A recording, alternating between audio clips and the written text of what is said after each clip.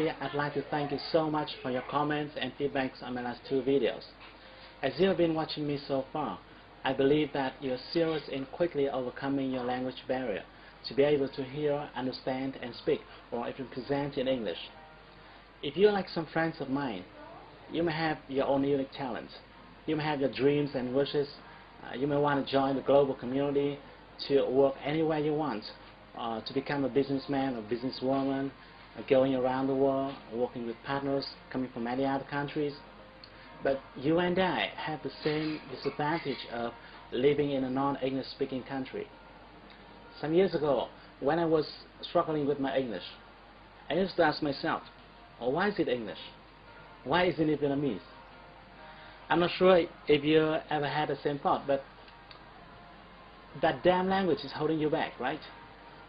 Sorry I'm using bad word here, but it is holding you back from showing your real capability to the world. Now I want to tell you that it is not very hard to learn to speak a new language if you know to do it the right way. That's why I'm here to share with you some of my best knowledge and experience, the knowledge that I usually teach in my private coaching class only. But the reason why I created this video series and share with you for free is because I don't organize such program very often, and I have to do many other consulting works. And I understand that not everybody can afford to spend more than $100 to attend my class, my 3 or 4 session program. So I created this video hoping that it will help you achieve your goal. In the last video, we have talked about the core vocabulary, and we have learned that it determines whether or not you will quickly achieve your learning target. And today, I'm going to share with you a technique that will help you quickly access to the core vocabulary. It will help you retain those words in a longer period of time, and more importantly, it will help you learn in a more comfortable way. In the first part of the video, I'm going to explain how and why you remember or forget a certain word. What is the mechanism here? And I'm going to tell you the big mistake in learning vocabulary that many language learners make. Then in the next part of the video, I'm going to share with you, I'm going to give you a step-by-step instruction for you to practice my technique. Don't worry, even though it took me almost 4 years to figure it out, but it won't take you more than 4 minutes to understand it. Once I tell you how, it's going to be super easy to follow.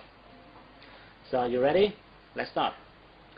Have you ever asked yourself why sometimes you could retain a piece of information for quite long the first time you heard or saw it, but when you learn language, when you learn English, sometimes you couldn't remember a certain word, even though it was not the first time you learned it.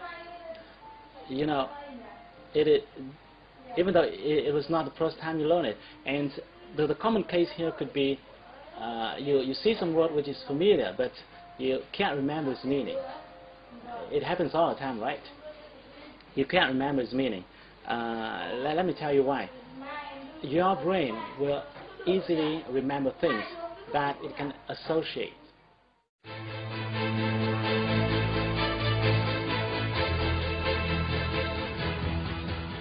In his book, Second Nature, Human Brain Science and Human Knowledge, the Nobel Prize-winning author Gerald Alderman reveals a lot of interesting findings about human brain.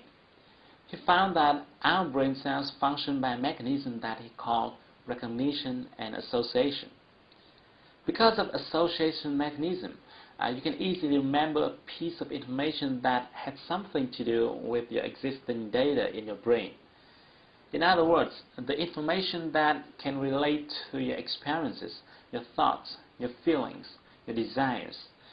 It will be very hard for you to remember a piece of information that has nothing to do with you.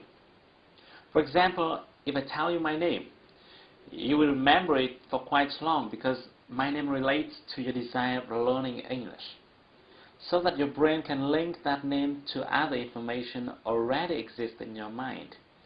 Like you have watching me talking in my videos, or you want to speak English fluently and maybe I can help you, and things like that. But if I tell you a name without letting you know who he or she is, you'll forget it in a few days. Secondly, you can only retain a word if you are exposed to it several times.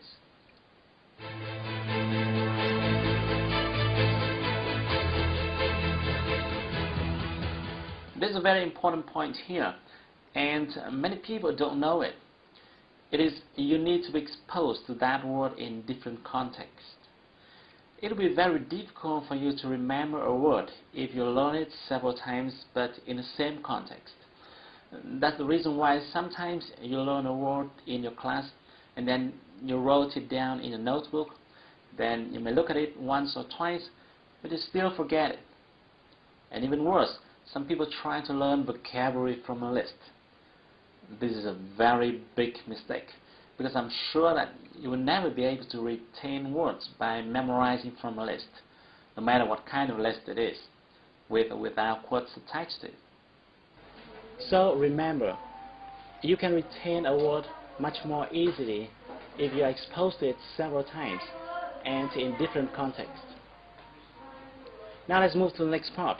Let me show you my technique, the free reading technique.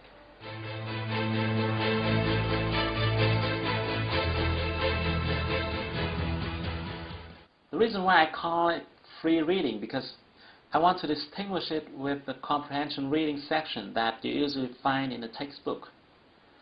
To give you a better view, let's take a look at this one. This is a typical comprehension reading section. I got this one from the site BBC Vietnamese. As you can see, this is a short paragraph. Sometimes it could be longer depending on the intention of the composer. There are words in bold and there are notes at the lower section to explain the meaning of those words. In many cases, there could be several questions for you to answer. If you were to study this reading section in your English class, the teacher would write these words onto the board, explain the meaning, instruct you on how to pronounce them, require you to answer some questions, and so on. This method is very common from the beginner to advanced levels. When using this approach, the teacher assumes that you already know all other words. The words in bold are focused upon because they are supposed to be more complicated and more difficult for the learners. Okay, now let me ask you a question. Are you sure that all those difficult and complicated words listed in the example are worth your time and effort? Recall what we talked about in the last video, the Pareto principle and the core vocabulary. You want to make sure that the words you spend time on should be the most common words. Coming back to the example, you can now see that the comprehension reading method tends to drive you to focus on the most difficult words. And my next question is, are the difficult words the most common one? Unfortunately, the answer is no. Most of the times, the shorter and simpler words are more common than the long and complicated ones. If you want to check how common a certain word is, you can use the website Word Count. Here's the web address. This is a website that provides rankings based on how common a certain word is. Even though I can't vouch for its reliability, but at least it can give us a rough idea. All you need to do is to enter the word you want to check in the Find Word box and then click the arrow button next to it. Let's give it a try with the word humanitarian from the reading section. Here we go. We got a ranking of 11,000 plus. This result shows you that the word is far less common than the 3,000 most common words.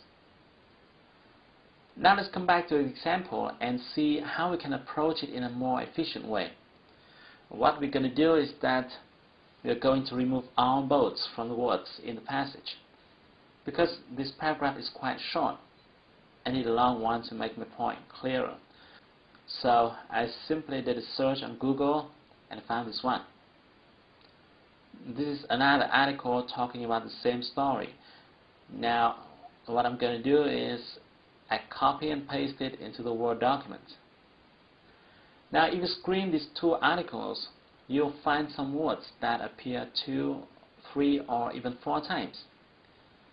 Let me do it for you, and let me highlight the words so that you can see them more easily. They are reporter, attempt, newspaper, film, access, deal, family.